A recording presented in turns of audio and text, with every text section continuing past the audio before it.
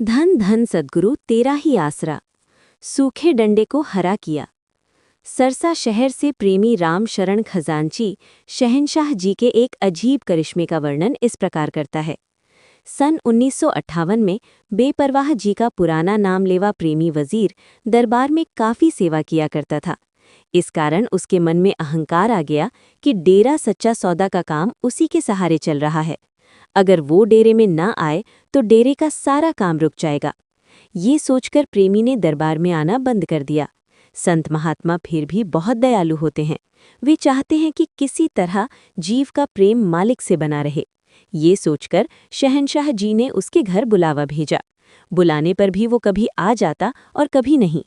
दरबार के 50 नंबर कमरे के पास जो 2 नीम के बड़े पेड़ हैं, इनके पास ही पहले बेपरवाह मस्ताना जी के समय में एक नल यानी हैंडपंप हुआ करता था। एक दिन बेपरवाह मस्ताना जी उसी नीम के पेड़ के नीचे खड़े थे। वो प्रेमी भी वहां आ गया।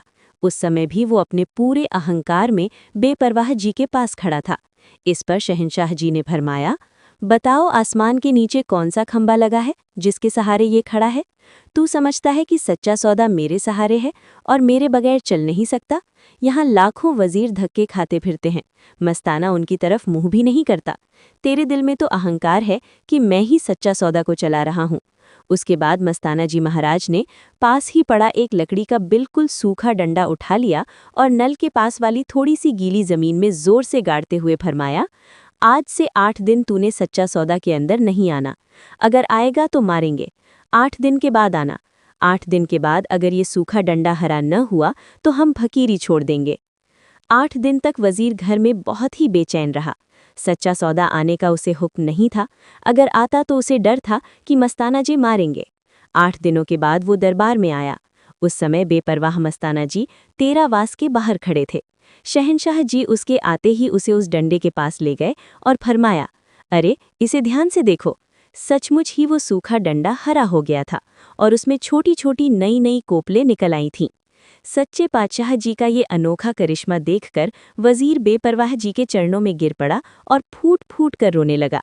फिर उसने दोनों हाथ जोड़े और कान पकड़कर शहंशाह जी से माफ़ी मांगने लगा।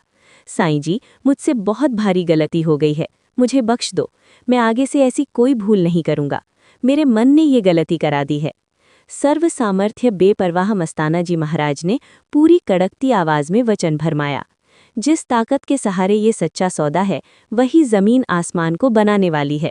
सब कुछ उसी के अख्तियार अधीन है और वो ताकत सब कुछ कर सकती है।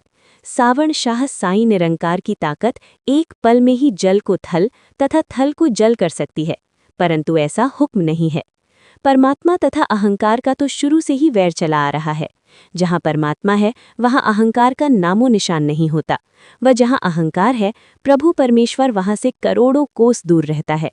प्रेम ही परमात्मा सद्गुरु का प्रकट स्वरूप है और जहाँ प्रेम नहीं है वहाँ पर कुछ भी नहीं है, अर्थात सब कुछ सुनसान व शमशान के समान है। सद्गुरु सदा जीव पर भलाई ही करता है और उसे हर तरह से समझाकर सही मार्ग पर चलाने की कोशिश करता है कि कहीं वो अपना अकाज न कर ले। अहंकारी गण अपने सद्गुरु के वचन भी नहीं सुनने देता।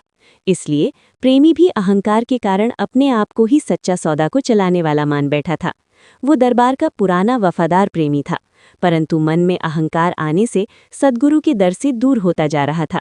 सद्गुरु अपने हर जीव, खासकर अपने सेवादार की हर तरफ से संभाल करते हैं, चाहे उन्हें कुछ भी करना पड़े।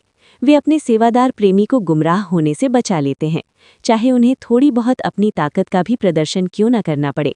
इसलिए बेपरवाह जी को उपरोक्त सारा खेल करना पड़ा।